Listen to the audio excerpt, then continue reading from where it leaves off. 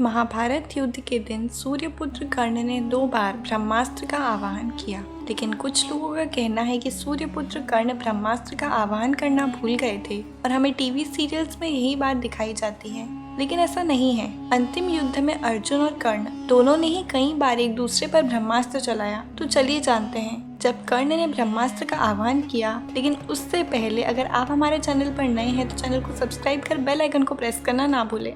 रामायण काल में जहाँ ब्रह्मास्त्र लक्ष्मण और विभीषण के पास था, वहीं महाभारत काल में यह द्रोणाचार्य, अश्वत्थामा, कृष्ण, कर्ण और अर्जुन के पास था। अर्जुन ने इसे गुरु द्रोण से पाया था, वहीं सूर्यपुत्र कर्ण ने यह अस्त्र परशुराम से पाया था। जब दानवीर कर्ण ने छल द्वारा परशुराम से शिक्षा प्राप्त कर ली, उसने जब परशुराम को यह बात पता चली, तब उन्होंने कर्ण को श्राप दिया और कहा कि जब भी तुम्हें मेरे द्वारा दिए हुए दिव्यास्त्र की सबसे ज्यादा आवश्यकता होगी, तब तुम उनका आवाहन करना भूल जाओगे।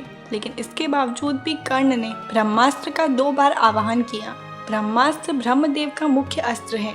कहते हैं कि अगर 2 ब्रह्मास्त्र आपस में टकरा जाएं, तो संपूर्ण ब्रह्मांड का विनाश हो जाएगा और ये अस्त्र बहुत ही ज्यादा शक्तिशाली और प्रलयकारी होता है। महाभारत के युद्ध में जब कर्ण और अर्जुन दोनों आमने सामने थे, तब अर्जुन ने कर्ण पर अपने ब्रह्मास्त्र का आवाहन कर बाणों की भारी वर्षा कर दी, लेकिन सूर्यपुत्र कर्ण ने इन बाणों की वर्षा को अपने दिव्यास्त्रों से रोक दिया, जिसे देखकर भगवान श्री कृष्ण चिंतित हो गए। फिर जैसे ही सूर्यपुत्र कर्ण ने पहली बार ब्रह्मास्त्र का आवाहन किया, लेकिन अर्जुन ने उनका ब्रह्मास्त्र उसे उनके धनुष में रोक दिया। इससे सूर्यपुत्र कर्ण महाभारत काल के इतने सक्षम योद्धा थे कि उन पर भगवान परशुराम का श्राप होते हुए भी उन्होंने ब्रह्मास्त्र का आवाहन कर लिया। दोनों ने एक दूसरे के ऊपर कई बार ब्रह्मास्त्र का उपयोग किया, लेकिन दोनों ने ब्रह्मास्त्र को काटने के लिए दूसरा ब्रह्मास्त्र नहीं चलाया, क्योंकि वो दोनों जानते थे कि अगर 2 ब्रह्मास्त्र आपस में टकरा गए तो ये संपूर्ण ब्रह्मांड तबाह हो जाएगा,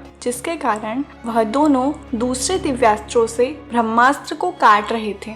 जैसे ही अर्जुन ने दूसरे ब्रह्मास्त्र का आवाहन किया, वैसे ही कर्ण ने अर्जुन पर बाणों की वर्षा कर दी, जिससे भगवान श्री कृष्ण को अर्जुन की काफी चिंता सताने लगी। और भगवान श्री कृष्ण जानते थे कि कर्ण को मारना असंभव है, क्योंकि उस पर श्राप होते हुए भी वह ब्रह्मास्त्र का आवाहन कर सकता है।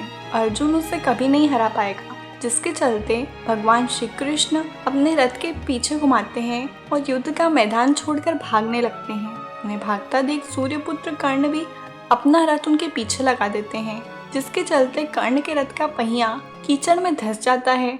मौका देखकर श्री कृष्ण अर्जुन को कर्ण का वध करने के लिए कहते हैं और अर्जुन कर्ण का वध कर देते हैं।